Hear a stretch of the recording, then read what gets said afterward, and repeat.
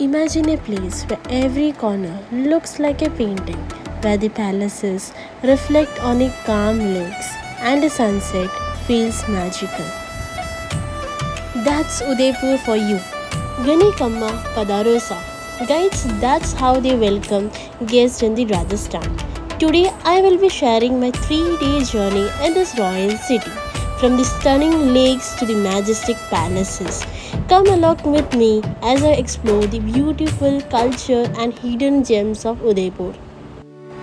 We reached Udaipur around 7:30 in the morning, but our hotel check-in time was at 11. So instead of waiting, we rented a scooty and went straight to our first stop, Paliwal, for some amazing kachoris.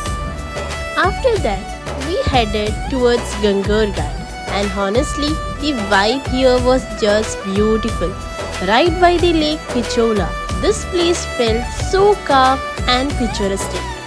We saw many couples having their wedding shoots dressed in full traditional outfits with the lake and the old architectures in the background.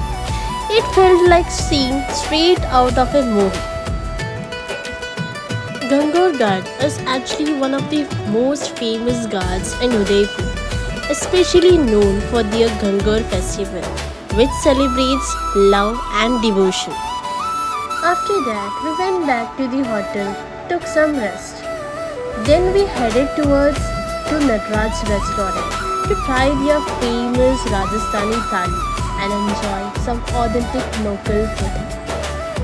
After that, we headed towards the city palace, one of the most iconic landmarks of Udaipur, standing beautifully on the banks of Lake Pichola.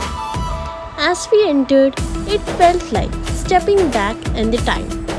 The city palace was built over 400 years ago by Maharana Uday Singh and later expanded by many rulers.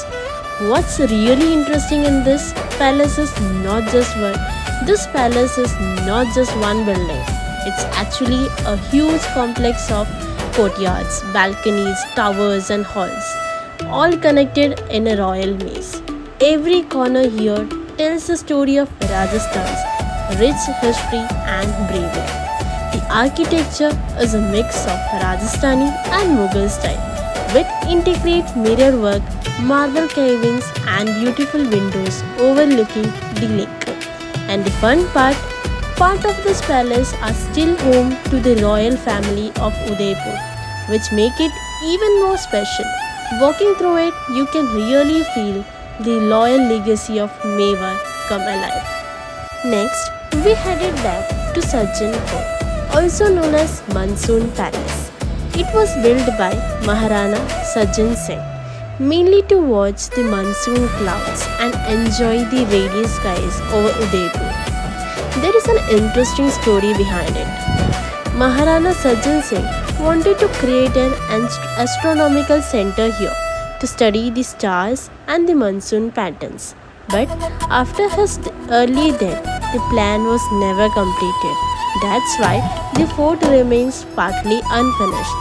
Still, from the top, it offers one of the best views of Udaipur, with the lake, palaces, and hills all spread out like a painting, especially during the sunset. It feels truly magical.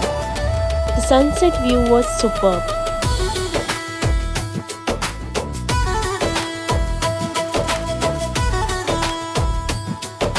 We went to a food court and treated ourselves with pav bhaji, chole bhature and badam. After a full day of sightseeing, this was a perfect way to satisfy our hunger. Next morning, we headed towards Kati Mata temple early in the morning.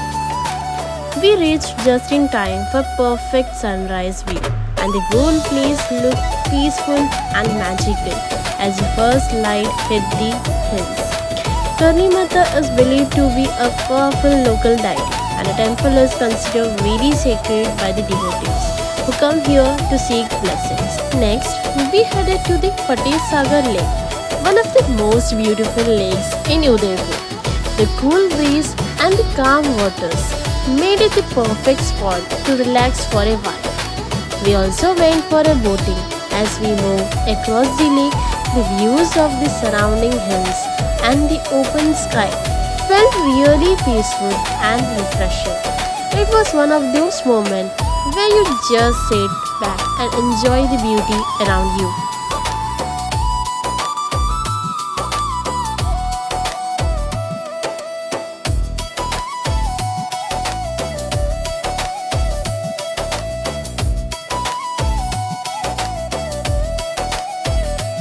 We also visited a nearby aquarium, saw some beautiful fishes, and even tried a fish spa.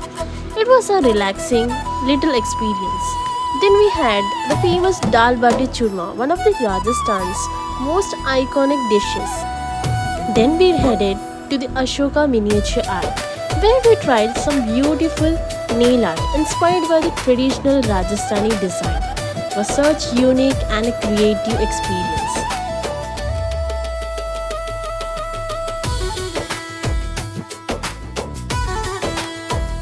In the evening, we attended a traditional cultural show filled with the lively music and a beautiful folk performance that truly showcased the spirit of Rajasthan.